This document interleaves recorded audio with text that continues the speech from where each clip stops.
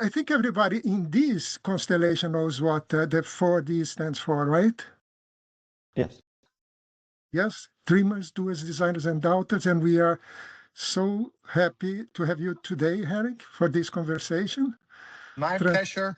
Transforming an island in a paradise. That's what we did. And it's amazing. So in the 4D conversations, where we generally are aiming and trying to understand better how to deal with what we call the meta crisis today, which is all these interconnected things that we see that's happening. So if you go back 20 years ago, to make it very, very simple, I think it was a little bit more, 25 years ago, 26, we had a little bit of a confusion. People saying, save the forest, save the corals, right? Remember? Save the whales. And then we start seeing that maybe it is something bigger, global warming, climate change. So we believe in this community that we are seeing so many other issues coming and that will deepen. From forced migration, mental health issues, climate change, of course, AI as a very big possible disruptor, right? And we believe that a good term is meta crisis to get this connected. And in the 4D conversations, we are having many discussions about complexity, AI, and all these issues. But one of my favorite categories is actually the little big that we're having today. So concrete stuff being done out there. And we have had some few of them in the past, and I think we could have even more, because I think this brings down to this level of actions that I think we also need. I'm not saying that the other discussions are not important, not that. We met Henrik at Ericsson a long time ago. We never I never had a project together, but I always consulted you because you work at ConsumerLab. I never seen somebody with so much deep insights, and also you are always very frank on the things that sometimes I maybe naive thought about the future, and you brought me back to earth. So always appreciate so much all the interaction, have so deep respect for you and your work. It's mutual. And you left Ericsson, and I will stay here because then we all want to hear from being this, the person that founded ConsumerLab, started everything, and that, by the way, you know, that's still going on very strong. So your legacy is there. And also amplified by the new, how to say, focus that Ericsson has on enterprise. So I think it's called the Consumer Enterprise Lab. Yeah. And so what we generally do, because I think you are new, Henrik, is that we have a conversation, but then we really want a lot of questions in the chat and the possibility to discuss maybe for more than half of the time we have together. But I think you should give us a robust feeling, not only what you're doing now, but your personal trip, because it's amazing what you have done in terms of becoming an innovator. And so Kazi and I are the moderators here, very light moderation, right, Kazi? But we're looking at the chat, so you don't have to multitask. And I probably forgot something, Kazi. No, just, of course, always respectful with the comments. And what we will do with the comments is we will try to include them into questions, but we will ask you to ask the questions. So feel free to include questions in the chat so we can keep track of them later on. But later on, when we open the room for questions, you can also raise your hand and directly talk and share your comments and questions. And I think there's so much knowledge in this room now, so a lot of reflections, not just questions. Add your thoughts, challenge me, and so on. So we make it a joint journey here, so to say, because I don't sit on the truth. There's so many uncertainties out there. So it's a journey. Henrik, that's why also we have the doubters. We love them. So I'm sure you're going to be challenged. That's perfect. Yeah. I doubt myself quite frequently as well. So, Without further ado, Henrik. pleasure. Thank you very much for the invite, and it's a pleasure to be here. So I basically planned one specific focus, and that is rural and the re-emerging rural. But before that, maybe to give you a flavor, many of you have met me in my role at ConsumerLab, but I intended to give a little longer background and what took me here, because life is a journey, and things you don't plan, they happen, and then suddenly you're on a different road. But there are some red thread through my career. So as a very young boy, my father was a construction engineer and builder. He built houses in his free time and factories as a professional. And he inducted me very early in construction. So I built houses basically since I could walk. And that has a fundamental impact on because construction is concrete, it's steel, it's very, very hands-on, and you create something that is really lasting, and it's very, very real.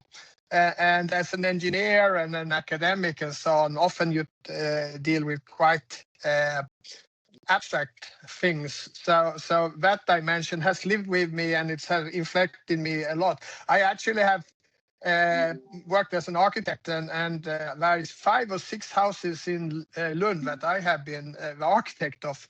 So I have had a journey in construction since very, very early.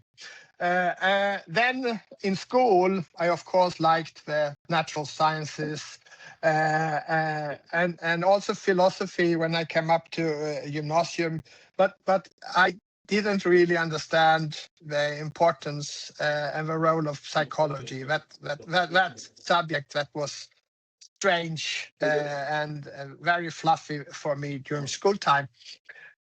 And then I came into university. I fell in love in solid state physics and became a power engineer, actually. And solid state physics has played a very, very important role in power. Starting with thyristors and so on, and then going further. Today, solid state is foundation for power.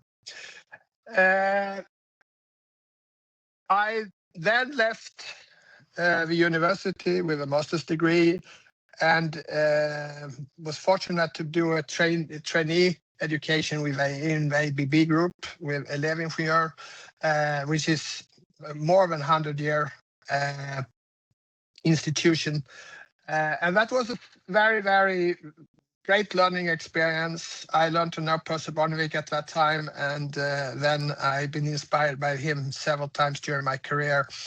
And also, 3 Mile Island had happened just a few years earlier. So during my time in ASEA ABB, I worked with nuclear power, and we had a lot of thoughts about what went wrong and why did it go wrong in 3 Mile Island. And to a large extent, that made me realize that psychology might not be so abstract as I thought in school, and it's actually quite important also in engineering, because it was purely stupid man-machine communication in 3 Mile Island that caused the accident, because the chief engineer in the control room got 3,000 error messages in 2 seconds. And then it was up to him to be the AI to decide which one was important and which ones were just a consequence of the first one, which he failed on severely. But fortunately, no human casualties, but of course a lot of material damage. So that was a Westinghouse plant, but also we in ASEA felt very, very concerned and frustrated and committed to never that happen again. In Ericsson, so I think that is my major change in life, because I realized that no innovation without a human perspective. Since then, I have spent more than half of my time on psychology and sociology and so on to understand how to introduce and how to understand diffusion and innovation overall, so to say.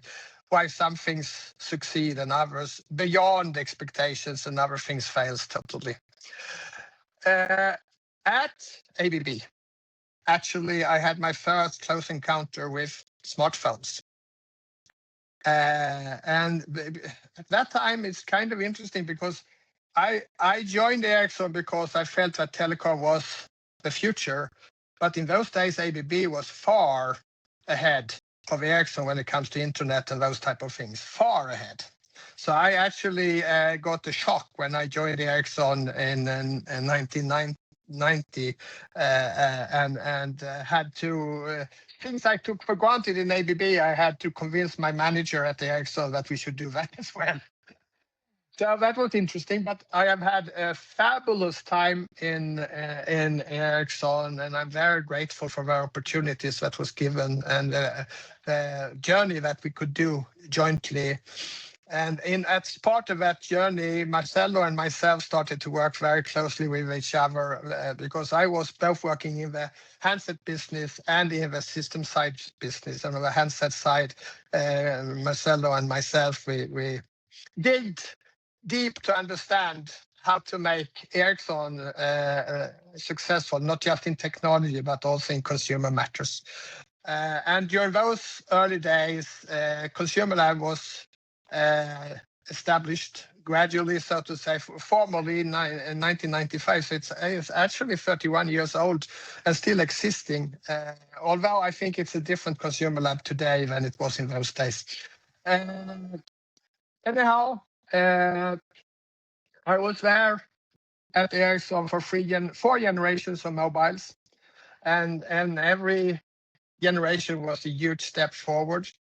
But when I was into the 4th generation and started to feel where things are heading with 5G and so on, I started actually to think that, is this the right way?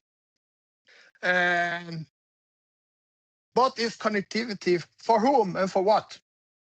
Is 5G really the best thing as it was set in the standardization bodies and driven by the technologies? Was that actually the most important journey for the world from a connectivity perspective? And I realized that maybe it was, but it's not a journey that I particularly embraced, because I wanted rather that 100% of the globe could connect than that the cities got even better connection. And that's still my view. And that made me and Ericsson divorce. And I went my way and Ericsson went another way. And that was 2013. My last day at Ericsson was actually at Mobile World Congress in Barcelona. And I said bye to Hans Westberg, and I think I was the most happy of us two at that moment, because I really felt that I had had a great time at Ericsson, but it was definitely time to do something different. So the journey took me to Africa. It had already taken me to India, because the four last years in Ericsson I did in India, and everything was about rural. And how we could take connectivity to rural, and what that requires, not just from technology, but also from business models and understanding of the context of rural. And that remains basically what I focus on and what makes me kicking. And that is rural connectivity. And from that perspective, it's not from my perspective about speed. It's about inclusion, it's about dignity, it's giving people the ability to shape their own destiny. Nowadays, and right now, maybe not from the video you can see it, but I'm sitting on a tropical Pacific island, and I live there. Started very simple in a bamboo cottage, but today we have a proper house, and we are totally off-grid electricity-wise. and still we have every convenience you can imagine. And we have more stable power here on the island than Manila has.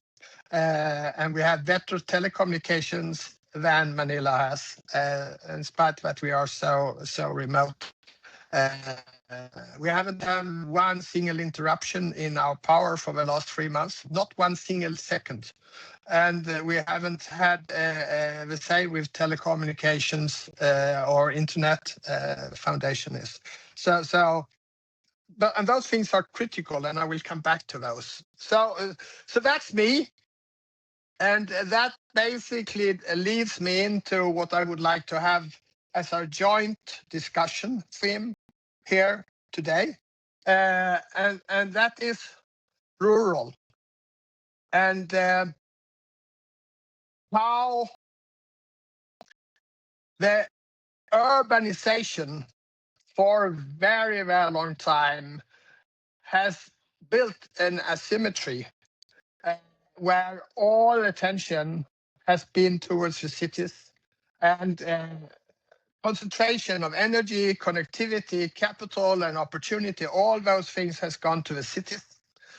And rural has a lot of discipline, particularly women in rural has a lot of discipline, but they always has always been fighting against all odds because they are structurally unpowered. And then I see now that this balance is now breaking. That's actually an opportunity because a number of technologies are changing the whole place. And I've already indicated with my own situation. I live a very comfortable life from all aspects, and I do it right out in the ocean, 1 meter to the closest, 1 hour to the closest civilization, and it's a remote fisherman island. And there are many aspects, but I would like to highlight 3 aspects from this perspective. The first one is solar power.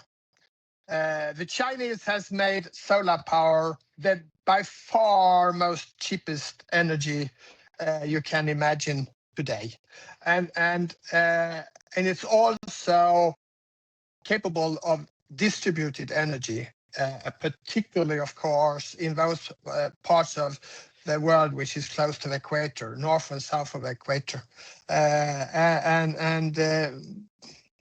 to make you that are in Sweden, our total cost for electricity, total cost, everything included, is 25 Swedish öre today per kilowatt hour.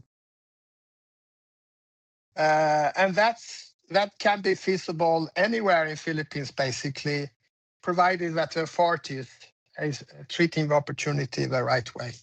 So we have new opportunities from an energy perspective. But the other next perspective is connectivity. During my whole career in Ericsson, it was always the case that rural got the leftovers for urban because we developed one generation after the other generation, and all of them were optimized for urban. There was some great people like Justin McIntyre that actually had in his architecture rural as well, and to keep the cost of building infrastructure rural at a reasonable level. But as the generations has excelled, they are less and less suitable for rural. 4G can be built in rural, but you have to have some type of spectrum reallocation to make it really good in rural. And 5G is an even bigger challenge. But now, and this is kind of also fascinating because Geraldo, you and me, we were sitting in Ericsson strategy and basically helping Torbjörn to say that satellite is no future, year after year after year after year after year. And in those days, it wasn't because it couldn't compete with domestic networks. But today, some innovators in US that maybe are better as entrepreneurs and as politicians, has provided us with Starlink. And Starlink is changing everything. So now rural is as connected as urban. And the limitations of satellite is not a problem in rural. It might be a problem in cities because of capacity, but in rural, Starlink provides extremely good connectivity and extremely reliable connectivity. So this is the next thing. Rural is now not disconnected any longer. And that makes change everything, because a lot of businesses, connectivity is maybe today the most important infrastructure for any type of enterprise or business. And on this island is fishing, that is the dominant business. And of course, the fishermen, they need to sell the fish, they need to find the best channel for any type of seafood that they can provide. So connectivity has changed. But the last one that is maybe not so obvious and not so much spoken about is loyalty-based fintech. Fintech designed for rural, not designed for institutions that are far away and basically anonymous to their customers, but actually fintech that build the community and help people to actually have a fluent economy locally and control that economy locally together in a collective way. And technology gives huge opportunities in this perspective. So basically we talk about, instead of having one Amazon flywheel, we can talk about one flywheel in every village of the world. So that is a different perspective, so to say.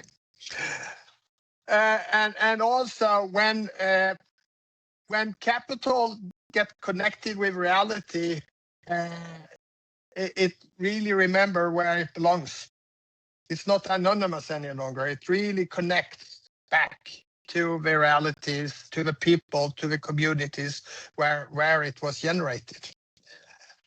So this loyalty as an architecture is a fantastic opportunity, and I think that is actually the most critical, more critical than the two first that I mentioned. So these things takes a lot of my attention and focus, and we are actually running this as a business, building a business gradually, and we use my own island. That was not an idea, because I was initially a little reluctant to have the business in my knees. I wanted another island, but my partners convinced me that, Henrik, you're there 24 hours. We need someone there 24 hours. So let's do it on your island. So we are doing it on my island. So we are using these technologies that I mentioned to build a village system and to make people and micro businesses and so on more stronger and more empowered, students more empowered. You can work from Ireland instead of moving to the cities and so on. So that's and to one way to express this is that this is some type of revenge from rural towards the cities, but it's not. I think that rural and urban can live very much in harmony with very different characteristics. That doesn't need to be a competition, but a more complementary relation, where rural is not by default in the hands of urban, but actually have its own destiny, have its own powers, and creates a freedom that maybe is actually much higher than the urban freedom, and also allows people to transition between urban and rural. And maybe some periods in your life journey when you're young and a student and so on, you still want to be in the city because there is more pulse and so on. But then when you have your degree, you can very, very easily move back and do your career on the island and build your family on the island or in the rural overall. So this freedom is really a revolution for rural. So to conclude,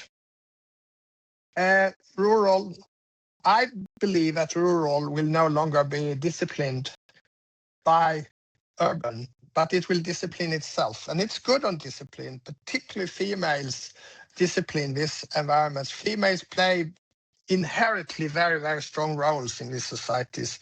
And I think that in small societies, actually, females are the superior leaders. Because they are much more skilled in small environments than in when they are going to compete in. The fact is that the smartest people on earth are actually males, but there are more smarter females than smart males. It's just that the extremes are males. The least capable and the most capable humans are men, but the majority of powerful people are females. And in rural, females rules, no doubt about it. So that is my intro, and I very much welcome opposition, questions, reflections from, as I see, a very, very critical matter that actually connects with basically half the global population. Many people ask sometimes the business, the Luxolana that you're doing, are there any markets? Is rural really possible to make profitable? We have projects that has 25% annual return on the investment in rural, and it's infrastructure. So definitely there's an opportunity, and the global opportunity is actually half the global population, because half the global population has not proper power, not proper connectivity, and not proper financial systems. And then there are other aspects like water and all other things that is not also very well developed. We have a water challenge, portable water challenge. We deal with that as well, so to say. But and we do all this not as an NGO or something. This is a pure, strict business approach, which we believe is scalable, and but we hope to be one of the players that are successful, not for our own sake, but actually because we can change the globe by doing these things. So this is me. This is what I'm doing. This is what I'm believing in, and the floor is free. Thank you very much, Henrik. We don't have yet any question, but I can start with one. One of the things that we have talked a lot in the 40 conversations is that many times the only measure of success is more. Yes. Like higher GDP or more things to do, and perhaps this is a good feeling of, no, a good metric of success can be less because it's more focused, like closer to your community, closer to your reality, instead of growth, infinite growth. Perhaps we can aim for something different. How do you see that with this mindset of rural connected communities that become more empowered? So I've of course, capital is needed. Capital is a tool. The problem is when capital becomes the only, let's say, driver. It's a necessity. And in order to scale things and to make all rural empowered, and then you need a lot of capital. So if you don't have a profitability here, it's impossible to scale, because all good hearts and all nice people that are prepared to give money to these type of activities will not anyhow change it. And also there's a huge danger by giving people things for free. Because you need to empower them to take their own responsibility and encourage them to dare to do things, but then give them the tools. And then I think that what we have created in many perspectives, which is destructive, is that we have an extremely anonymous system globally today. Investors doesn't know the impact of their investments. Investors doesn't know the consequence of them wanting higher pensions and so on, because there are so many layers between the two outposts. So no one really sees the picture. And if you do this with a much more local approach, actually you connect the different dimensions, and capital doesn't become the only dimension, but also life quality, time, relations, the fact that it becomes a personal responsibility instead of always asking government to intervene. You have to intervene yourself because you're part of a community, and in a community you help each other, support each other, and grow together. And that also means that you need to know each other, meet. So one of our key foundations is that we don't want all type of telecommunications and internet apps be able to be done everywhere. I think that global connectivity only needs for messaging and maybe voice. The rest of the things that we do on our mobile phones, we would be better off if we did it collectively when we were physically together. And that is why we also build the system, so we actually encourage people to meet, also when they play games and so on their mobile phones. And as a parent going through this, one noticed that your teenagers, and this now a long time for me because I'm a grandparent today, but I see the same with my grandchildren, but now it's my children's responsibility. They really can disappear and want their privacy, but you need to force them. Okay, do all these fun things, but do it together. Do it so you're physically together as well. And I think this physical dimension is really critical. Was it relevant reflection or? Yes, it is. It brings more questions about the search for agency, which I think it's a more important word today than empowerment, agency. Oh, yeah. But let's keep that for later. Let's go for Geraldo, who has hand, and I'll continue with my question later on. Let's go, Geraldo. Yeah, I have a lot of questions, but I know that Frederick is next, so I just want to take a reflection, Henrik.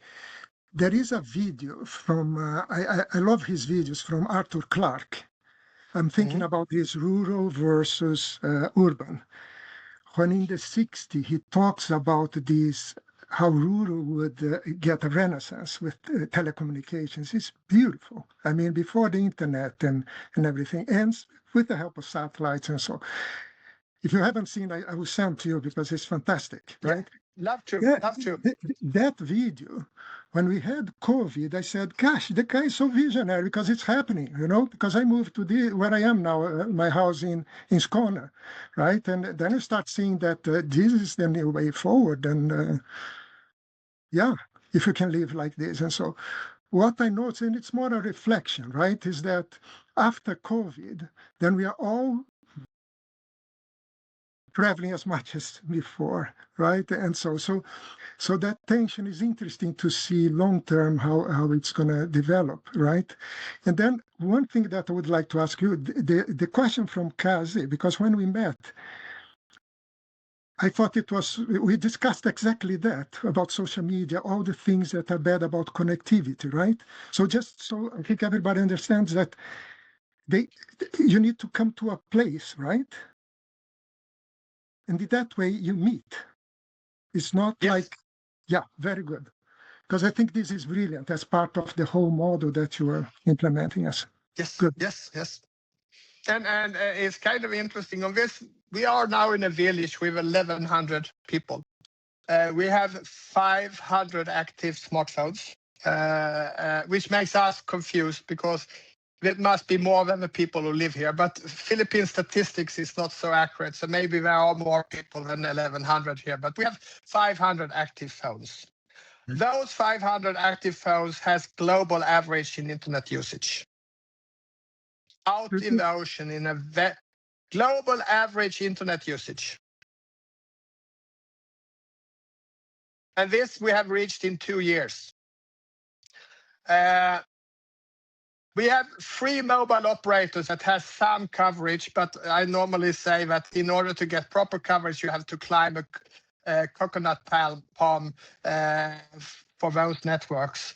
And today I would say that I think that with 3 major competitors, we have 95% of all the internet traffic on the island.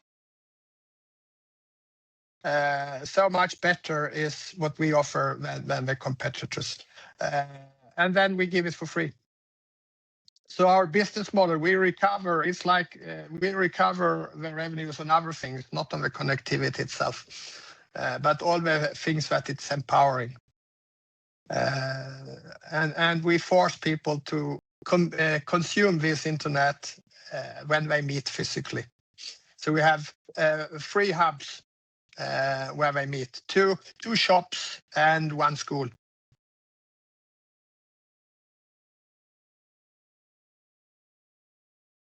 We have Frederick now. Thank you, Henrik. Super. Hi, Henrik. Long time no see, actually. Yes, great to see you.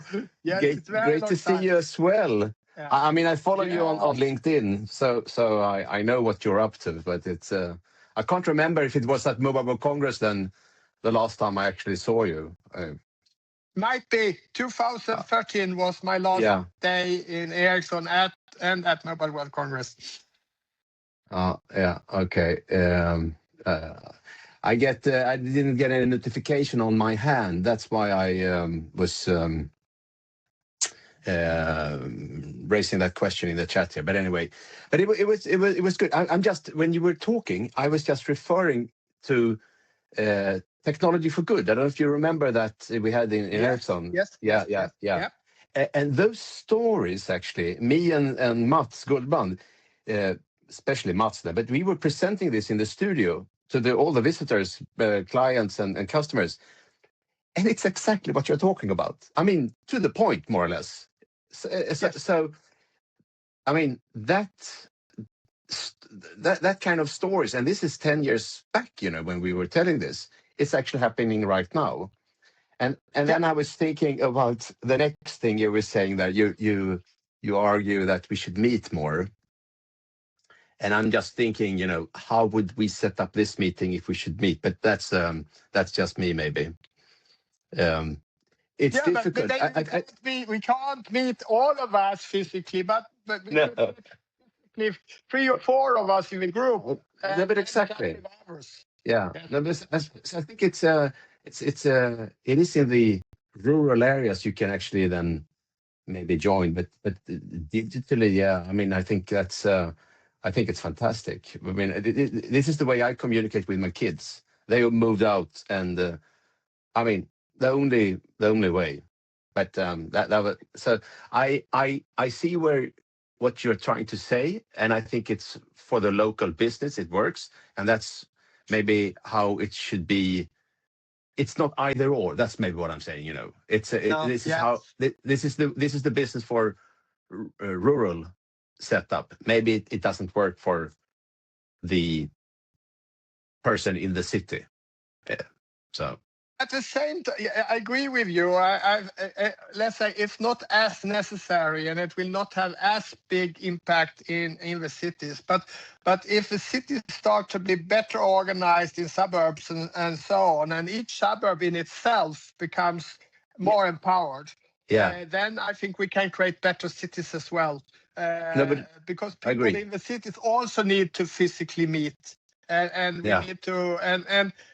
It's kind of interesting because I follow Danish architecture, and the Danes are much better than many other countries to actually create city architectures where you're forced to meet.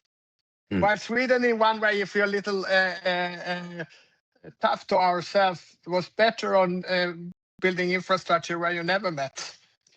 I think it also depends. But it depends on who you are. I mean, if you have a dog, you meet another kind of people. Because before we had a dog, I didn't meet these kind of people. But then after the dog and taking a walk in the neighborhood, you meet and you talk to people. the problem is that Geraldo moved out. He's not. He's now sitting in Skåne somewhere. So I don't meet him. Yeah. So it's just Annika I see here. But Fredrik, no, Geraldo sits in my home territory. Yeah. But Fredrik, I wrote here in the chat. Generally, these meetings are hybrid, as you know. We meet at Cluster. Yeah. Right, yeah. So, but still you can connect. But anyway, yeah. But and then Henrik, my question then, what technology are you using them for connectivity on the last centimeter or last mile? What is it? Wi-Fi?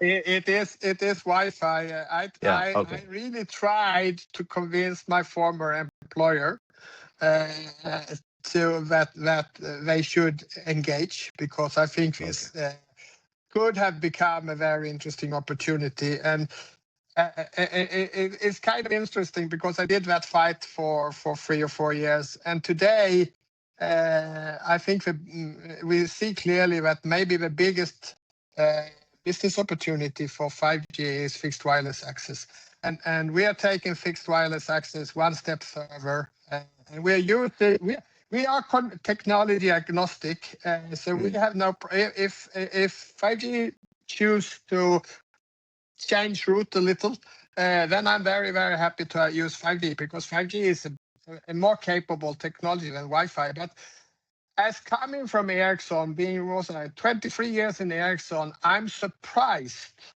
and astonished how capable Wi-Fi is today.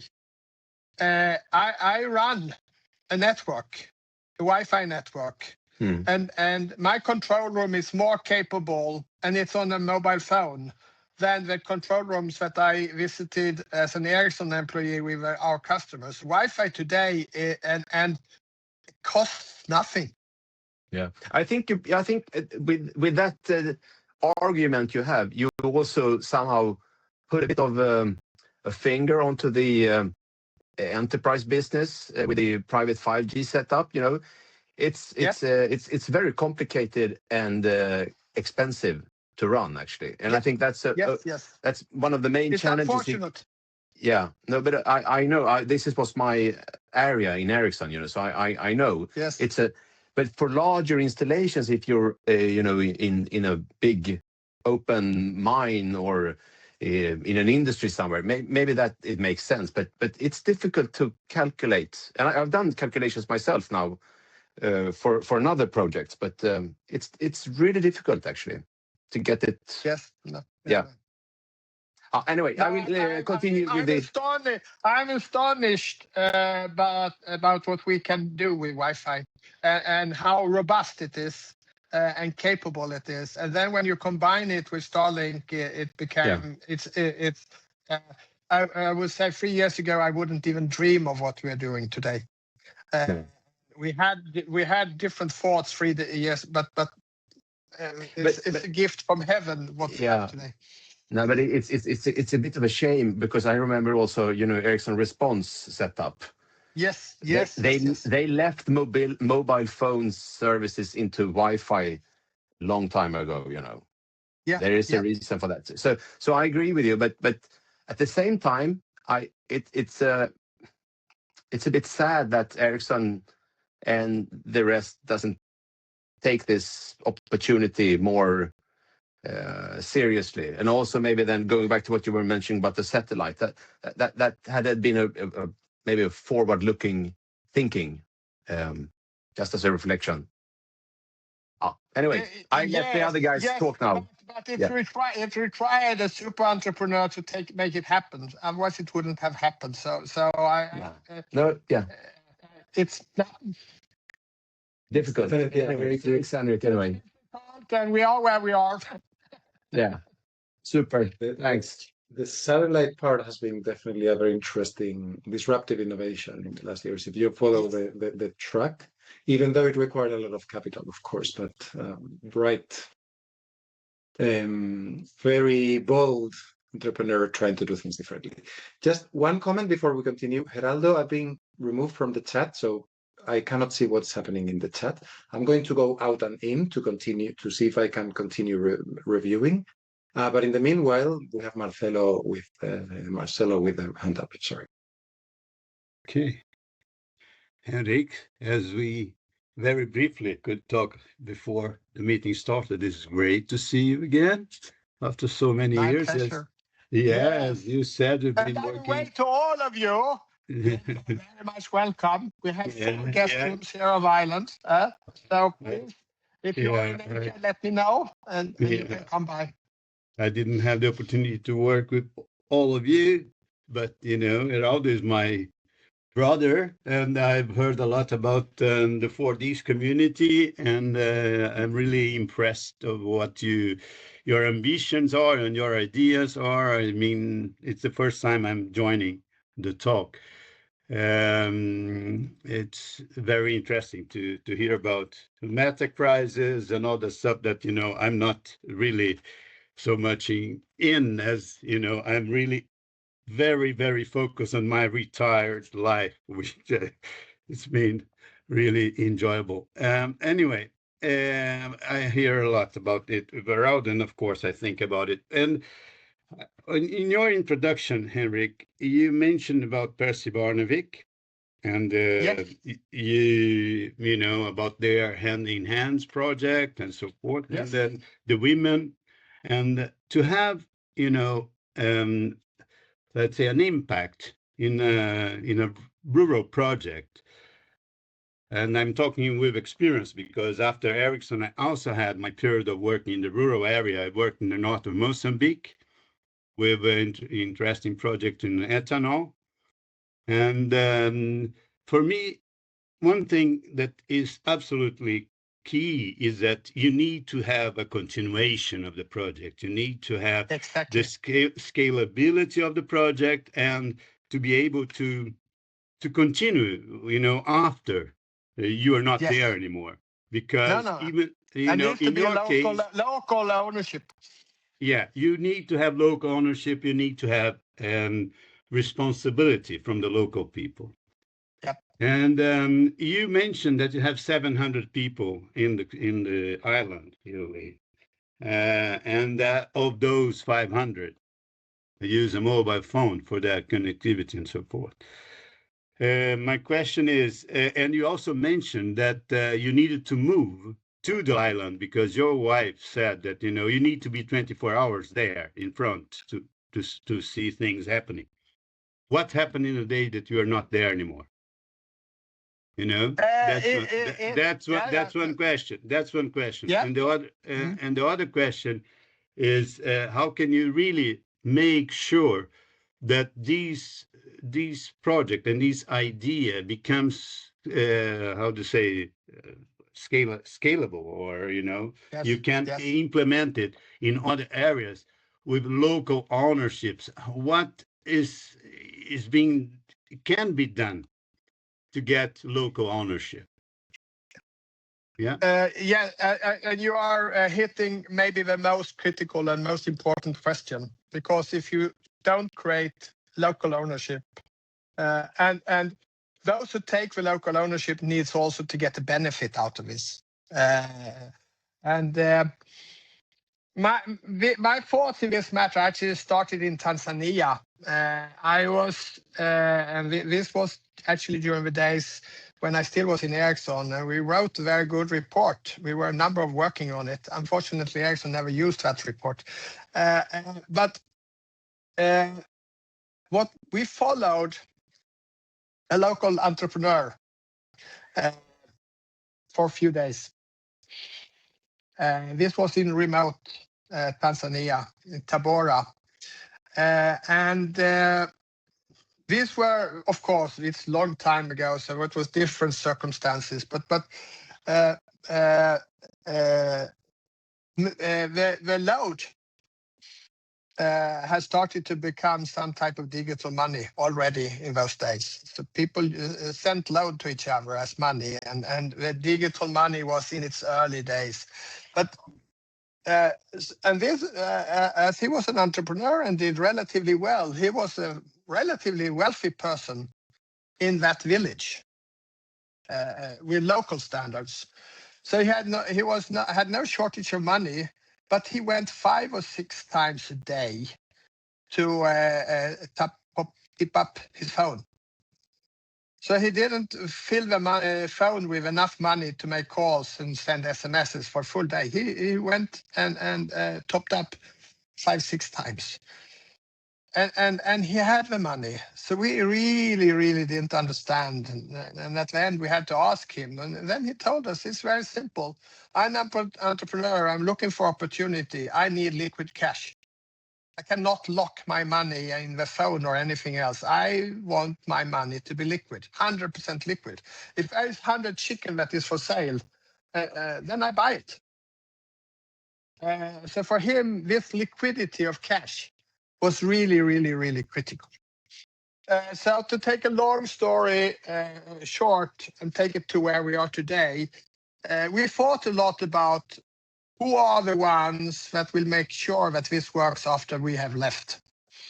And we came to the conclusion that basically any village has some type of shop. And those who owns these shops are playing a very critical role in because they become banks and everything, because all the institutions are in the cities far away, and the people in rural doesn't trust banks either, so to say. It's not for rational reasons. They don't trust something which they don't know.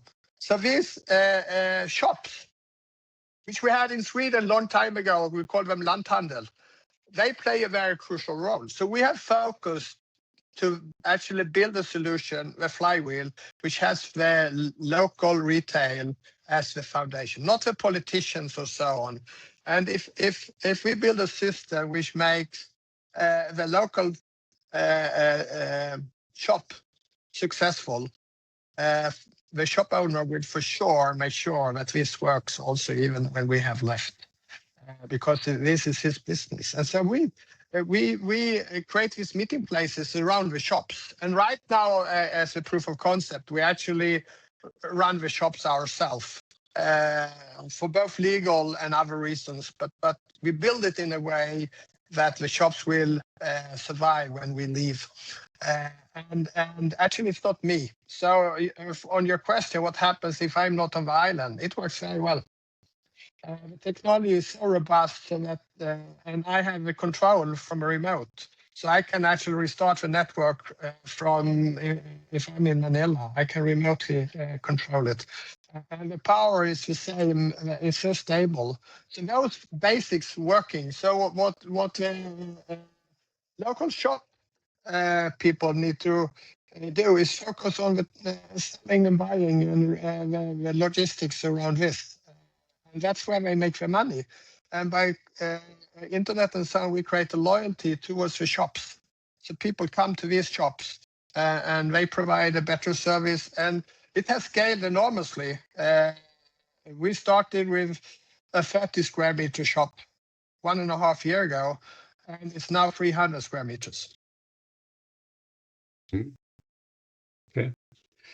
But what happened if you are not available? Who will restart the network?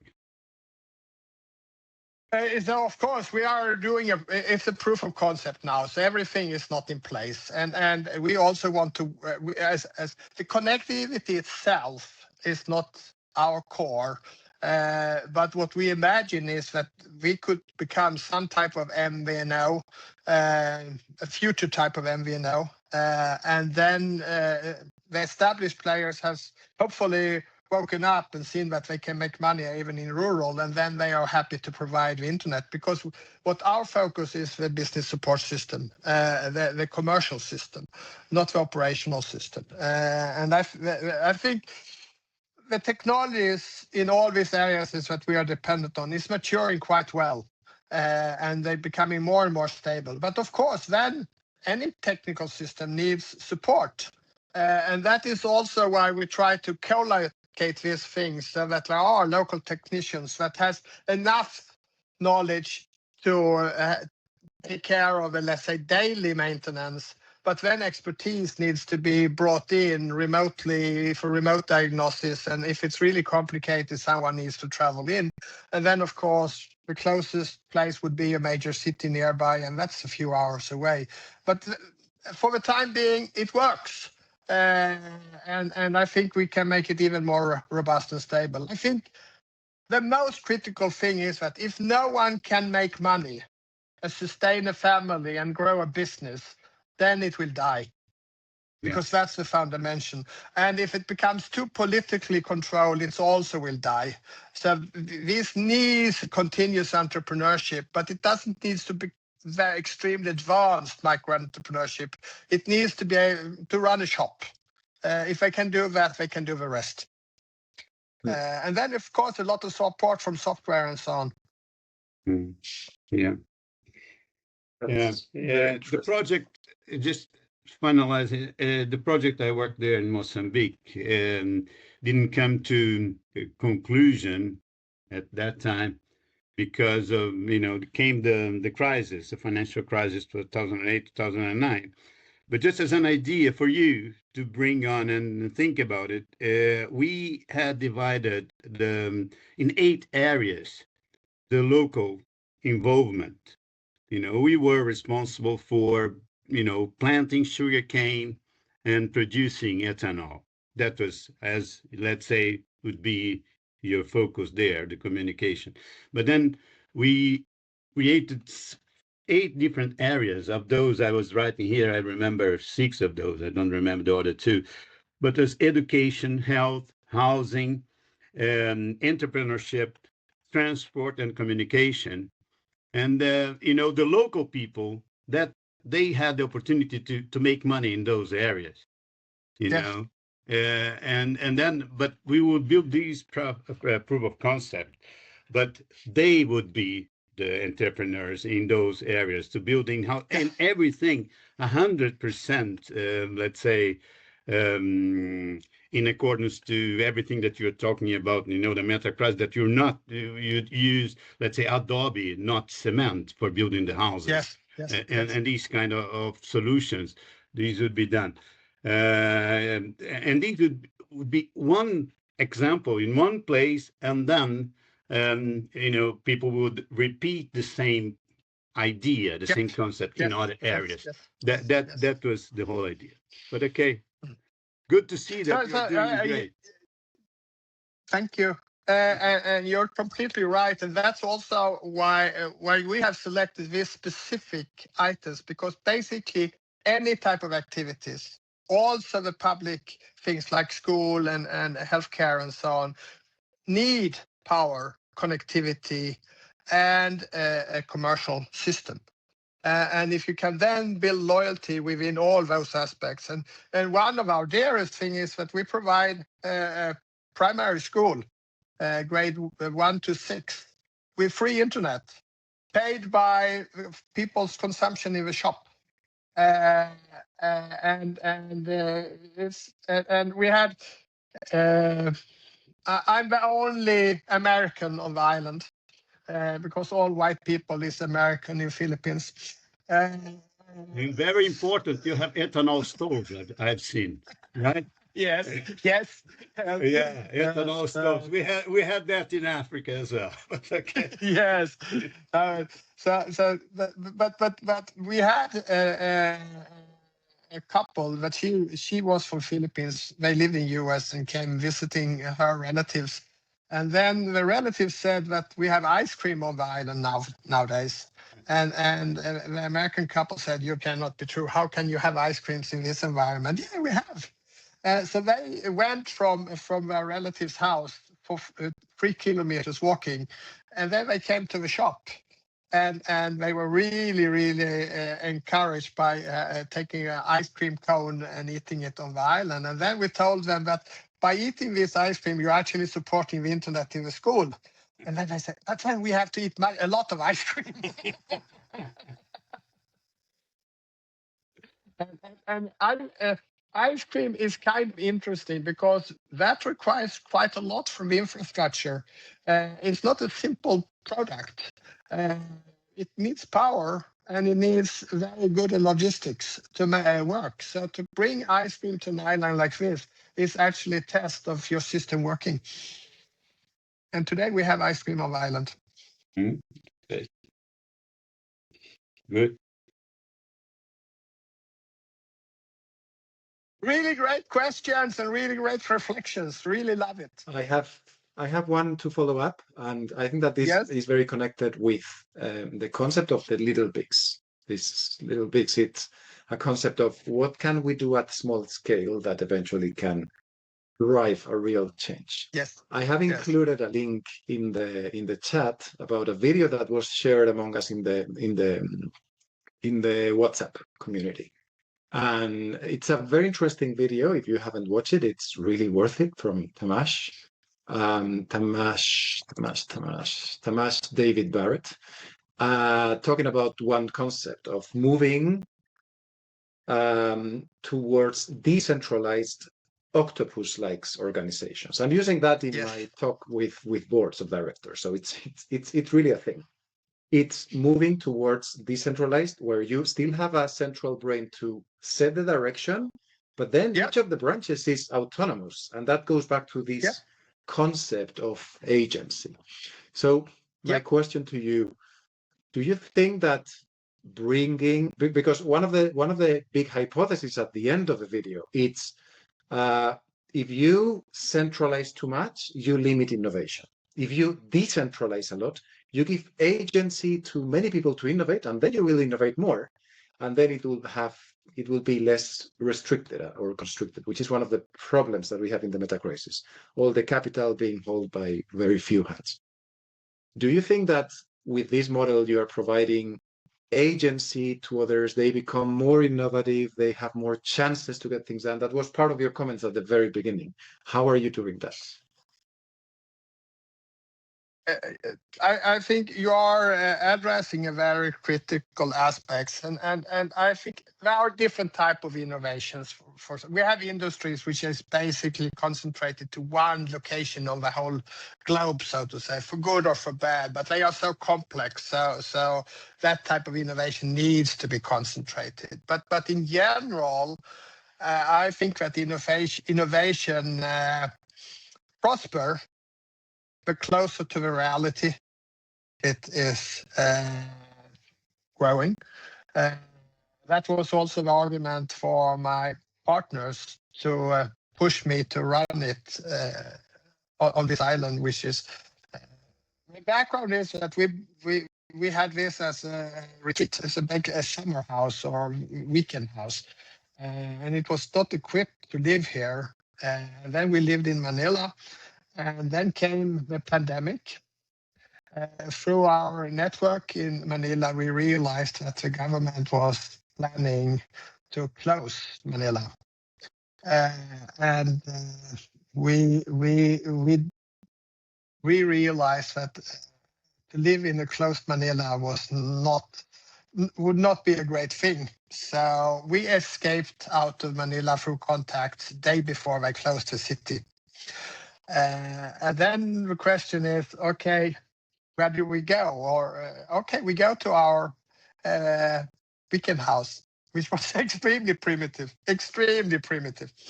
And then the journey continued from there. And we also, but just as a parenthesis, we actually thought that, okay, here we will be safe until the vaccines are available.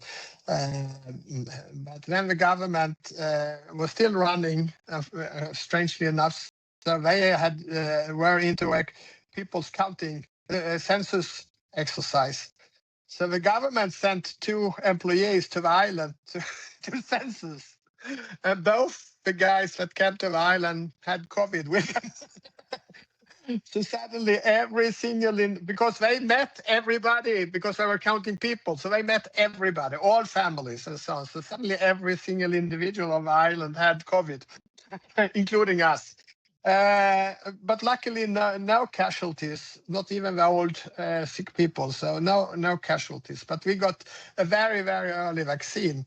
But of course, it was a very interesting time overall and very good for the learning and of course, a lot of frustrations as well to get just our own home working, because it was built as a camping site for 2 days and now we lived there permanently.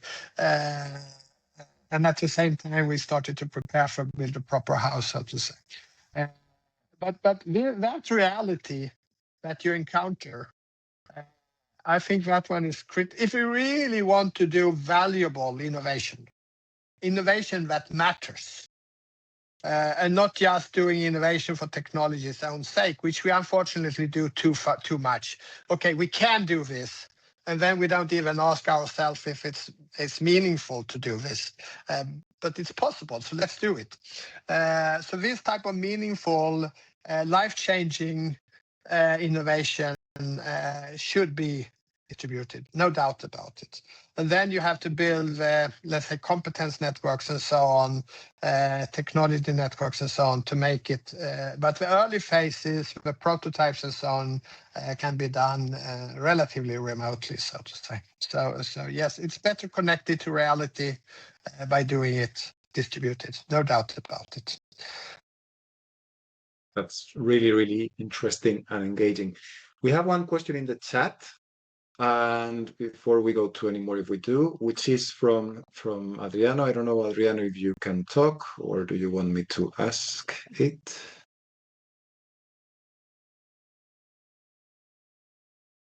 I can go for it just in case Adriano cannot make it. But it's basically a very interesting dichotomy that we have, especially those that work still in a big corporation office type of model. The idea of being rural and still have office job, it's amazing. Though the insanity of returning to the office is totally against it, despite all the health and environmental benefits working from home, and you just had a fantastic COVID story. How do you think that we could use this kind of approach? What's your view on this? How can we use this kind of approach of, I can be rural and have total connectivity and work normally? Is this something, or are there other forces in the world moving the back to office type of discussion?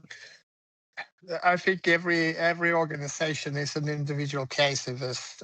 We have managers that can't manage or don't want to manage remote organizations, and then we have managers that leaders that love remote.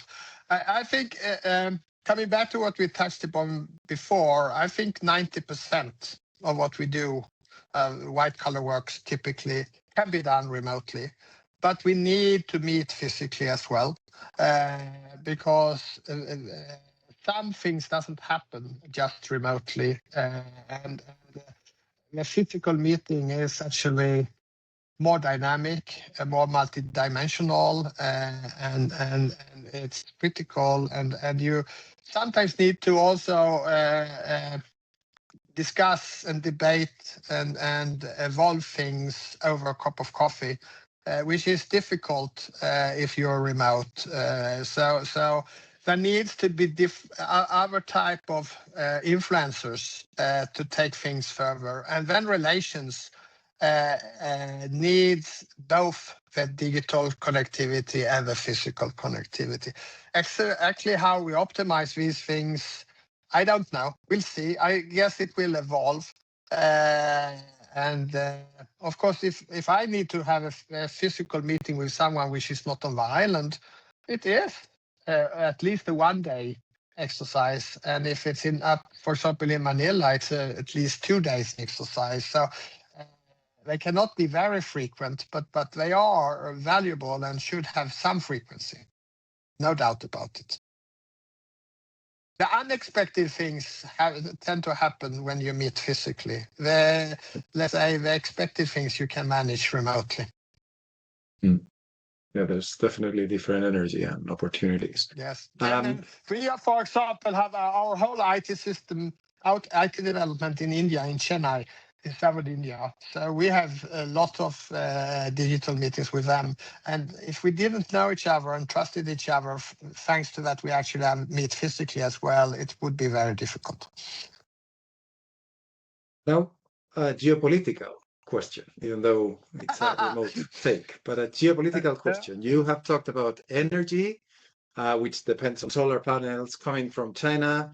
You have talked about communication that depends on satellites from a US entrepreneur, and now big industry, because it's where they make a lot of money in that big conglomerate.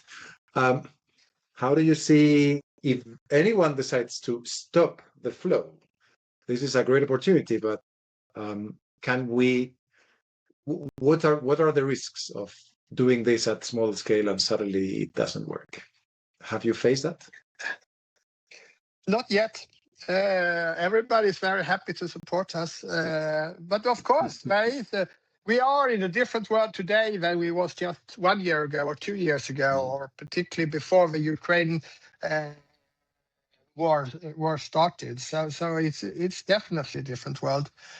But at the same time, I think for everybody, trade is critical. And I think that even some Russian leaders start to realize that without trade, you can't do anything. And I think the fact that we are trading so much, it's of course also like our friend in the US weapon to use, but maybe not. He's not using it the smartest way.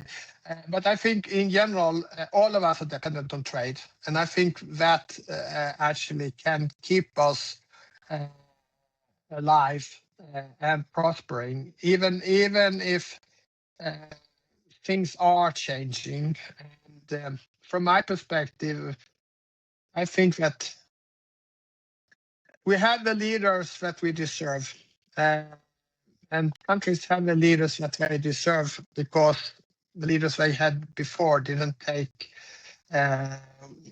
responsibility fully in their hands, so to say. So there's a reason why it looks like it does, and that we have to learn and make better going forward. Of course, it is not without risks, but I actually have a big hope that India can balance a lot of these things. India is growing as a powerhouse, and it actually share much more values with West when we really fully understand. Actually, Western culture is born in India many thousand years ago, and then it has developed through different type of cultural and religious processes. But the difference is not as big as we think, and I think India can play a very important role in balancing the powers. And then everybody who has been exposed to it knows the problem of being at an attractive area for more than one superpower, and we have many of those examples throughout history. So the superpowers plays a role, and I think we have been a little blind for that fact for a while. We need to find a new way to manage these things and be much more honest to ourselves. Small countries can influence things, but if we are too naive, we are fooling ourselves. But I think we are so connected today. The world has in one way become so small, and we are so dependent on each other. So I think that can help us to maneuver and actually manage and come out relatively strong from the crisis that we go through right now. And of course, artificial intelligence is another aspect of this. I'm optimistic, but of course, every new technology can be used for both bad and great things. But I actually think I've seen much more great things from the new technology than I've seen bad things. Then, of course, it's a huge transformation that the world is going through. Enormous transformation. Everything will change. Every work role will actually change. But there will be things to do for all the humans. It's just that we need to take us through this transformation that can be tough and can hit individuals very hard. Which is super interesting because that brings us to the importance of agency. Just as a notch here, one of our things that we want to share with the team later on is the opportunity. Our ambition from the very beginning was to replicate the success, not necessarily the model, but the success of the Nordic schoolhouse model, in which everyone had the capabilities and knowledge from enough for them to have higher agency and take more decisions. And now it seems that some of the big world leaders want us to have less of that. This is a great example. I have one final question, but I see Geraldo with hands up. I just want to say what you said, Henrik. It's so spot on with my thinking nowadays. We are releasing a podcast. He didn't join today. Gaspar Vosa, like you, ex-Ericsson, an innovator, serial entrepreneur, entrepreneur at Ericsson, and entrepreneur nowadays. And he is bringing us within the 4D community the thought and the idea that it's not a meta crisis, guys. It's a meta opportunity. Because if we think just about meta crisis all the time, it's going to be. Yes. And he talks a lot about the fear we have not to do things and so. So I'm not going to review more, but guys, it's going to be a podcast, our first out from the 4D community. And I think this is so much more that we need this type of narratives and things that can inspire, because otherwise we are in trouble. Right? So I stay here. So stay tuned. I think it's going to be published now, beginning of March. Exciting. Thank you. It is indeed. And going back to this opportunity, thinking about opportunities, when we have these little bigs, what we like to get at the end is, so how can we apply some of this? And so in our previous 40 for Little Big, which was about potatoes, it was either how can we raise and harvest our own potatoes, or how can we change our cultural mindset to something that is more in how we were born, which is potato-based eating. Those were very interesting discussions. What can we take from this Little Big that we can expand in our small influence networks, Henrik?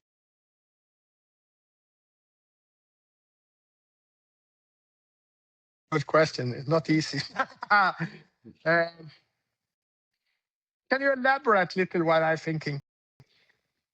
So, for example, you have talked about the importance of local innovation, of decentralization, of knowing which things were before blocking, like lack of energy and lack of continuous communication, that now suddenly they are available. It's not yet a commodity, but it's almost there. We can get it with the right input from capital, for example.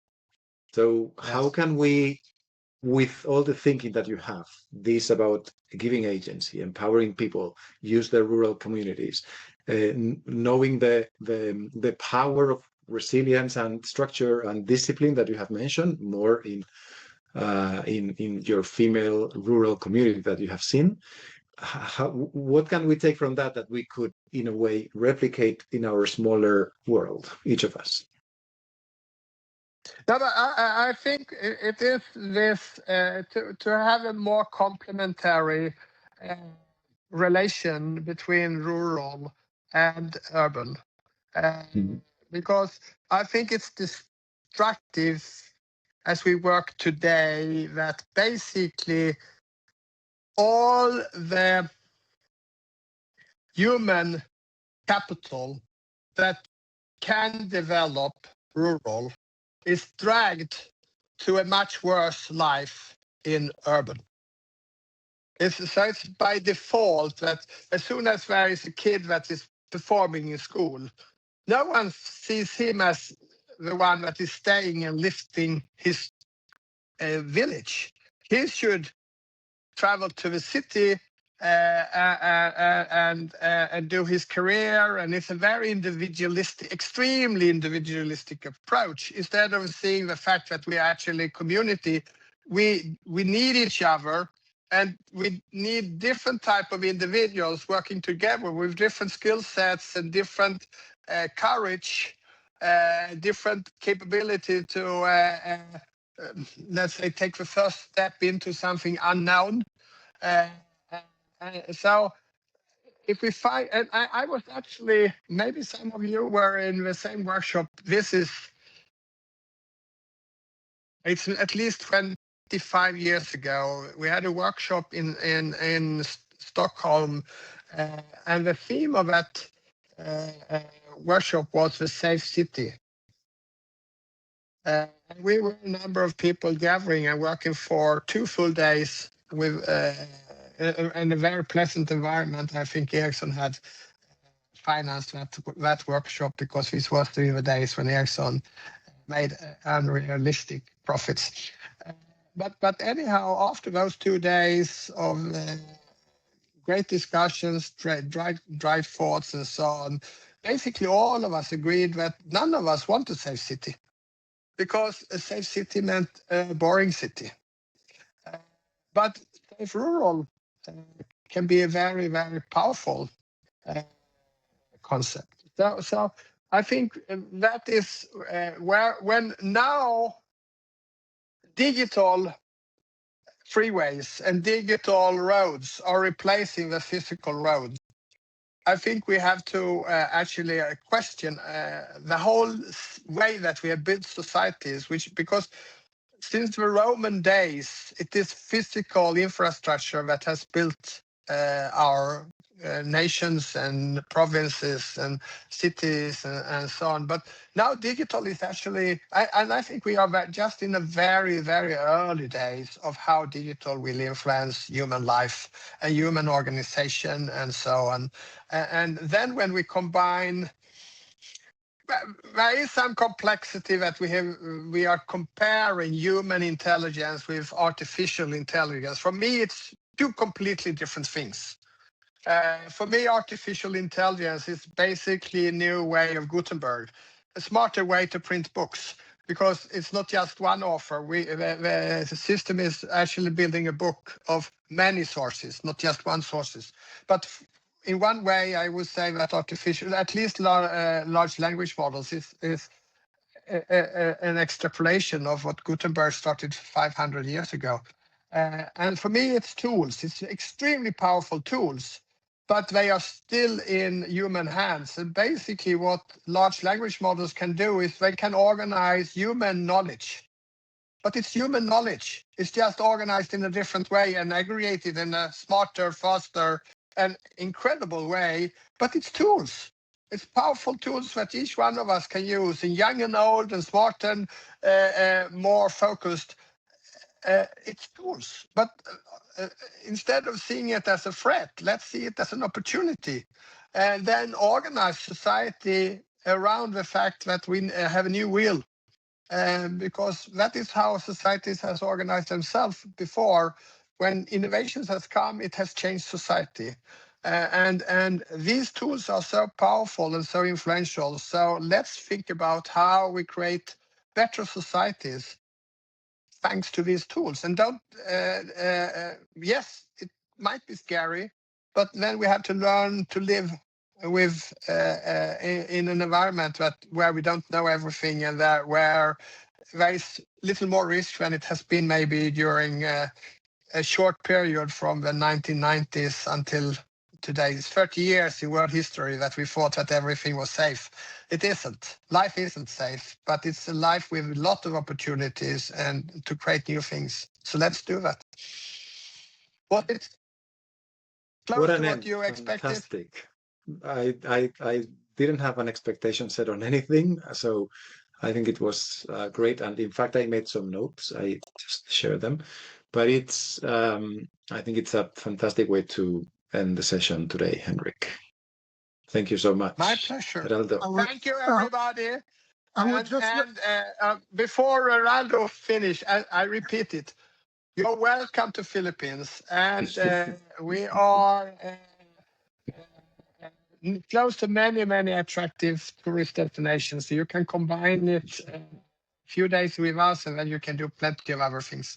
Philippines is a fantastic country. It has fantastic food, but it's difficult to say, okay, this is Filipino food, because it's so diverse. That is actually differentiating Philippines from all our neighboring Southeast Asian countries. Philippines food is much, much, much more diverse. It has everything, and there are so many great dishes. But I can't set one brand on it. It's very diverse.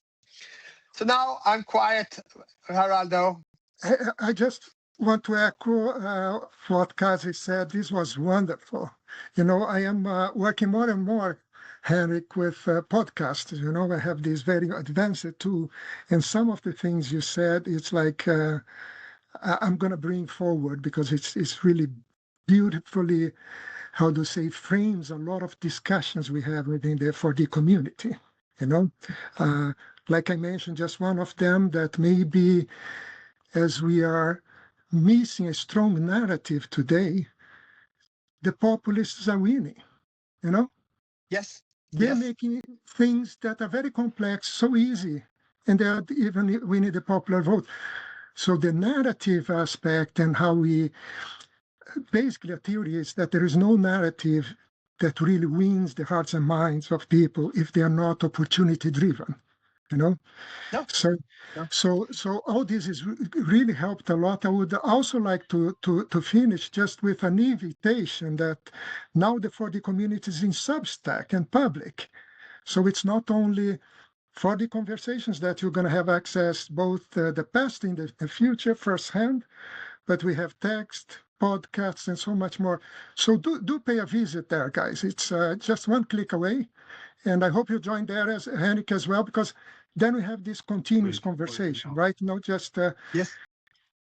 So thank you so much. Do you say namaste there also? No, it's not, but yes. Yes and no. I'm in Bisaya territory, so we don't... so it's Spanish, basically. Spanish. Then gracias. Muchas gracias. Muchas gracias. Muchas gracias. And thanks, everybody. So nice to see you. Thank you. Thank you. Thank you. Nice to see you, Henrik. Pleasure. Great Bye-bye. to Ciao. Bye-bye. Ciao. Bye. Bye.